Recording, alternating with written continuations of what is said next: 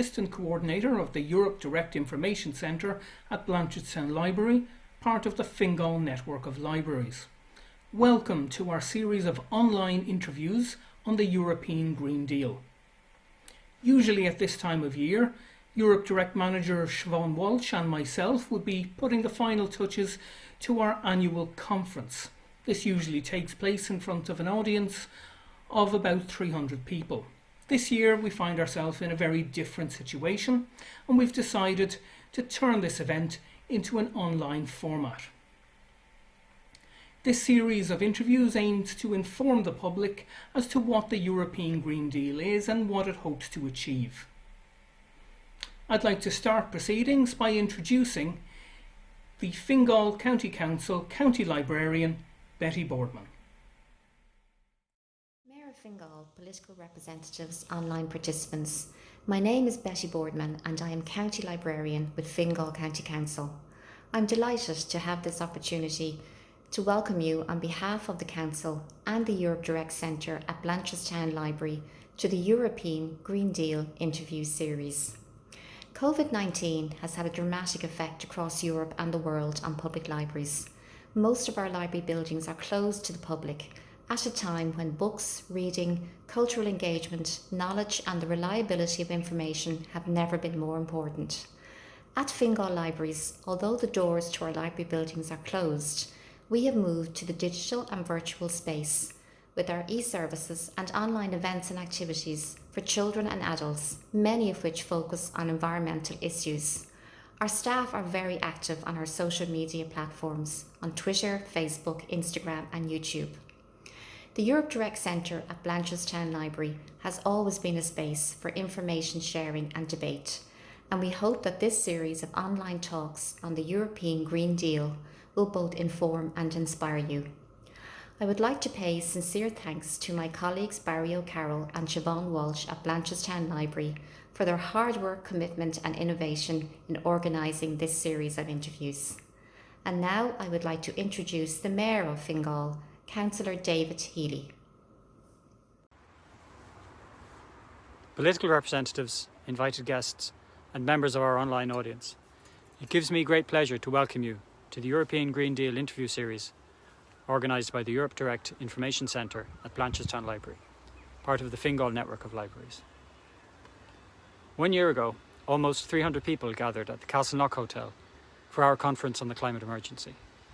On that day, the audience witnessed a range of presentations from people such as filmmaker Peter King, General Secretary of ICTU Patricia King, and UN Youth Ambassador Valérie Mollet, among others. The invited speakers laid bare the scale of this crisis and how it is already affecting communities around the world. We heard how Greta Thunberg had warned global leaders that our house is on fire and that we are less than 12 years away from not being able to undo our mistakes. Today we gather in very different circumstances to discuss the European Union's plan to put out this fire and to undo those mistakes. The COVID-19 crisis has reminded us of the fragility of the societies we have created on our planet. In the space of a few months, the entire global population has been thrown into crisis by a pandemic caused by a virus. The climate crisis poses an even greater threat, which will affect the life of every single person who shares our planet. In many cases, these effects will be catastrophic. In some cases, they already are. The EU's response to the climate crisis has been thorough and ambitious, with the publication of the European Green Deal in December 2019. The overarching aim of the plan is to make the entire EU carbon neutral by the year 2050. Carbon neutrality, or having a net zero carbon footprint, refers to achieving net zero greenhouse gas emissions. This is done by reducing greenhouse gas emissions, protecting carbon sinks, such as our bogs and natural forests, and restoring or creating carbon sinks to absorb carbon dioxide from the atmosphere. The European Green Deal will lead to major changes in how we live our lives, how our economy functions, how our food is produced, and what food we consume. The aim of this series of interviews with European Green Deal experts is to explain in a straightforward way some of the main strands of the deal and the impacts they are likely to have on a global and local scale. I would like to welcome our guests who we will be hearing from over the coming week. We are lucky to be hearing from some of the most informed and environmentally passionate people in Ireland today. Over the next few days, they will lay out some of the first strands of the European Green Deal that will be implemented over the coming years. These include financing the deal and the Just Transition mechanism, the European Climate Law, the European Biodiversity Strategy, and the Farm to Fork Strategy. We will also analyse the expected impact of the deal on Fingal and Ireland as a whole. I look forward to hearing what they have to say. I would like to welcome our online audience today, whether you are watching from home or perhaps your school. The current coronavirus situation has pushed us all to find new and creative ways to work, communicate and live our lives. Today is no exception, and we hope that you enjoy this year's online format and find the interviews informative. I would particularly like to thank the members of the public who have submitted questions that will be asked in these interviews. Your participation makes this a real dialogue, even in these difficult circumstances. At last year's Climate Emergency Conference, we gave special mention to the younger generations. We saw how young people are particularly engaged in the campaign to convince world leaders to act on the climate crisis. We said that rightly or wrongly, this is your generation's challenge. It is your generation that will be leading Ireland, Europe and the world by the year 2050, when we have to have achieved carbon neutrality. It is only by working together and being open to change in the way we live and work that the following generation's inheritance will be a far more positive and optimistic one. In Fingal, in Ireland, in Europe and throughout the world, we face a common challenge: to transition to a sustainable society and economy in a recovering biosphere with a safe and stable climate. Every one of us has a key role to play in making that a reality. Gormagwith. Welcome to the first in a series of interviews about the European Green Deal. This series has been organised by the Europe Direct Information Centre at Blanchardstown Library, part of the Fingal network of libraries. In this first interview, I'll be speaking to Jonathan Claridge. Jonathan is Head of Information and Communication at the European Commission representation in Ireland. He's been in this position since September 2017. This is his second posting at the representation, having previously worked there as head of the political section. His other postings with the European Commission include being deputy head of the EU delegation in Tel Aviv and an EU negotiator at the World Trade Organization. Mr. Claridge has also worked as an economist with the British Civil Service and as an English teacher in Spain. In this interview, I speak to Jonathan about the European Green Deal in general terms, what's in the deal and what its objectives are. Hello Jonathan, and thank you for joining us for the first in our series of interviews. Hi Barry, it's very good to join you and I'm delighted to be speaking to you and the audience today. Thanks, delighted to have you, and this is the first in a series of what promise to be very, very interesting interviews all about the European Green Deal. And I'm going to start with something Ursula von der Leyen, the European Commission President, said not so long ago. She described the European Green Deal as Europe's man on the moon moment. So could you possibly explain to us what some of the main objectives of the Green Deal are, and why is this such a major undertaking? Yeah, no, thanks Barry for that question. I think the Green Deal is essentially about addressing some big of the green issues that are facing us today, tackling climate change, protecting our environment and building a sustainable future, and doing that in a way that doesn't leave anyone behind. The big headline goal of it is trying to make Europe a climate neutral continent by the year 2050. That would be the world's first climate neutral continent. And it's really looking at how we work, what we do in our spare time, how we treat nature, what food are we eating, how we live and work. It's all aspects. It will affect us, I think, every aspect of our life, really. Europe has always had quite a good track record on environmental protection, but we're now looking to really be a global leader and take others with us. The good news is that there's broad public support for this environmental action in Ireland and across Europe. About 90% of people say it's a priority, and Europe is really putting its money where its mouth is. We're investing billions of euros in a green future, and what you will see is that EU money in the future will be really targeted to sustainable projects, environmental projects, and tackling climate change. And it's really the top priority for the European Commission. Right, it's really very lofty goals, and I can see why it was described as our man on the moon moment. It's probably the biggest project ever undertaken by the European Union. Now, I'd like to ask you if you could tell me what some of the main strands of the European Green Deal are. Yeah, sure. I'll start with a couple there, Barry. The first one is really tackling climate change, this idea that we're going to be a climate neutral continent by 2050. And a key staging post to getting us there is 2030, where the European Commission is proposing that we have a 55% cut in carbon emissions. Very ambitious, but that is a big part of it. Another big part of it is something called biodiversity, which is really protecting nature, protecting the environment. Over the years, humans have done a lot of damage to our environment. It's very different how it used to be. And so we're looking at that reforestation, planting trees, supporting pollinators, restoring landscape that has been really damaged and hurt by human activity. And there's been some great projects on that already in Ireland that have been supported by the European Commission. One of which I'm just going to say a tiny bit about is a particular bird, a bird called a corncrake. It used to be very widespread across Ireland, across loads of farms, and even in Dublin you used to find the corncrake. Thanks to perhaps modern ways of life and modern farming, this poor bird has now been wiped out from nearly all the country. It's found on a few islands off the west coast and a few places, very remote places down the west. And there, the Irish authorities with Birdwatch Ireland and the European Union are working together to restore habitats, working with farmers, and this bird is beginning to make a slight recovery. That's just one project where we're aiming to really protect the environment. Excellent. So you've spoken about climate change and biodiversity. Are there any other strands to the deal? Yeah, one is something called the circular economy. We're all used to sort of recycling now, and we all have our green bins, and we put our bottles in the bottle bank, that type of thing.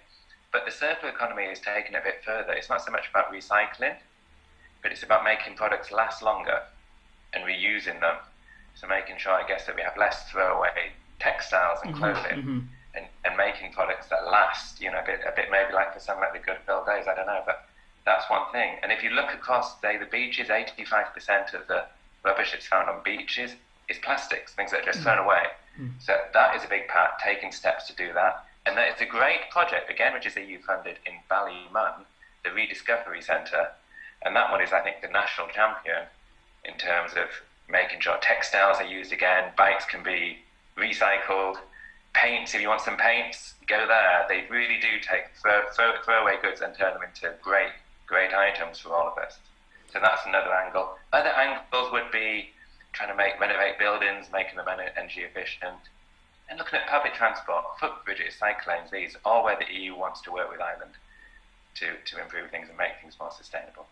Thank you for that, and I'm delighted you mentioned biodiversity, because Kieran Cuff, MEP, will be speaking about that later in the week, and your colleague in the European Commission there, Patrick O'Riordan, will be hopefully speaking a little bit in more detail on the circular economy. So we'll move on. Obviously, some very important and interesting projects there. Is there a timeline of when we hope to see these come to fruition? It's already started. The European Commission, it had announced the Green Deal just under a year ago. The ultimate target, carbon neutrality by 2050, is a long way off, but we will only get there if we start taking action now. So what's happened so far is the European leaders have laid out the strategy, and as of next year, we will start to see the laws being finalised and fine-tuned and coming into force, and they are the ones that will really help guide us to this, but at the same time, it's for all of us to take action immediately. So it's not something that we can postpone to 2050. We will only hit those targets if we act now. Excellent. And you've mentioned a few times now this concept of climate neutrality, or sometimes carbon neutrality. What exactly does that mean? It's a good question. Kieran Cuff might even answer this far better than I can, I have a feeling. But it's really about net zero greenhouse gas emissions. So it's if you emit greenhouse gases, at the same time you have to have a way of storing them. Yeah. So overall, there should be a balance. You should not be in total emitting greenhouse gases in 2050. And for an example, there's lots of ways that you can store greenhouse gases. In Ireland, a great way is forests. Another way that is maybe less well known is in the bogs. You know, burning turf is a big thing, but turf banks and turf and bogs are a fantastic store of carbon emissions. You know, they really are. It's there beneath our feet, this huge store of carbon emissions. And so there in Ireland is one good way of storing them that can offset emissions that are made. Excellent. And again, that's a topic I do intend to bring up with Ciarán Cuff, all right, about carbon sinks. Would I be right in saying that in recent years Ireland hasn't been doing so well in terms of carbon emissions? Yes. Ireland is known for its great, beautiful green landscapes, beautiful coastal waters and that sort of thing. But when it comes down to looking actually how Ireland has performed, it's not always top of the class, and particularly, I think, on carbon emissions, and also in terms of protecting some areas of wildlife. Ireland does perform less well than others. Now, clearly, the current government is taking action, and Ciarán Cuff can tell you all about the precise plans that we have here in Ireland.